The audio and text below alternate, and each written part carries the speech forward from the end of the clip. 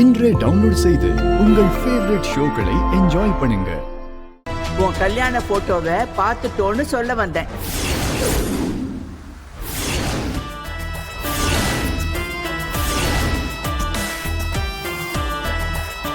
என்னம்மா சொல்றீங்க?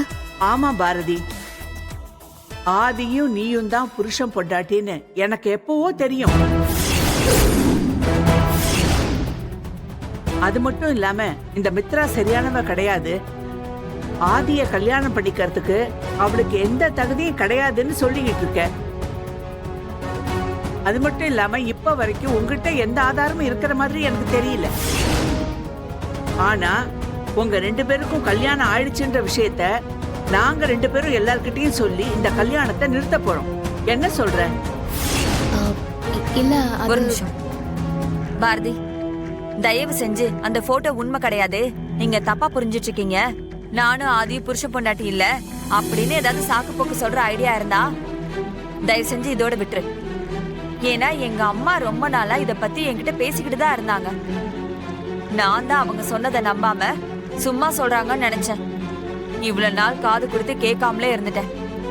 அந்த போட்டோவை பார்த்ததுக்கு அப்புறம் தான் எங்க அம்மா சொன்ன விஷயத்துல உண்மை இருக்குன்னு தெரிஞ்சது. உண்மையை சொல்லு பாரதி, ஆதி உன்னோட புருஷன் தானே?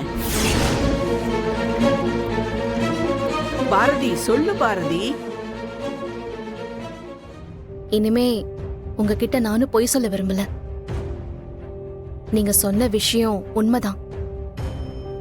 ஆதிதான் என்னோட ஹஸ்பண்ட்.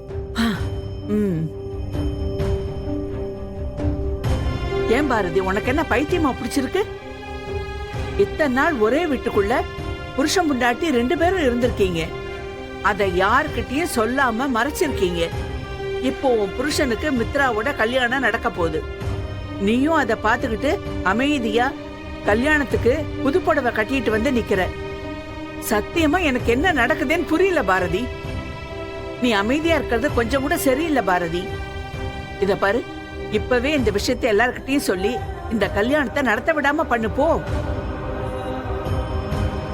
என்ன பாரதி, நாங்க பாட்டுக்கு பேசிட்டே இருக்கோம், நீ எதுவும் பேசாம நின்னுட்டு இருக்க. என்னதான் ஆச்சு உனக்கு? நீங்க 2 பேரும் என் மேல அக்கறையா இருக்கிறதுக்கு ரொம்ப தேங்க்ஸ். நீங்க சொல்ற மாதிரி என்னால இந்த கல்யாணத்தை இந்த நிமிஷம் நிறுத்த முடியும். நிச்சயமா என்னால முடியும். நீங்க கேட்டீங்களே 2 பேரும் ஒரே வீட்ல இருந்தும் எதுக்கு ஒருத்தர் தெரியாத மாதிரி இருக்கீங்கன்னு. அதுக்கு ஒரு காரணம் இருக்கு. அது என்னன்னு உங்களுக்கு சொல்ல வேண்டிய கட்டாயத்துல இப்ப இருக்கேன். எங்களுக்குள்ள இருக்கிற பிரச்சனையே வேற. ஏன் பாரதி, உனக்கும் ஆதிக்கும் ஏதாச்சும் பெரிய சண்டையா? அதனாலதான் இப்படி இருக்கீங்களா? புருஷன் பொண்டாட்டிக்குள்ள சண்டை இல்லாம இருக்குமா? ஆனா ஆதிக்கு நான் தான் பொண்டாட்டிங்கிற விஷயம் தெரியவே தெரியாது.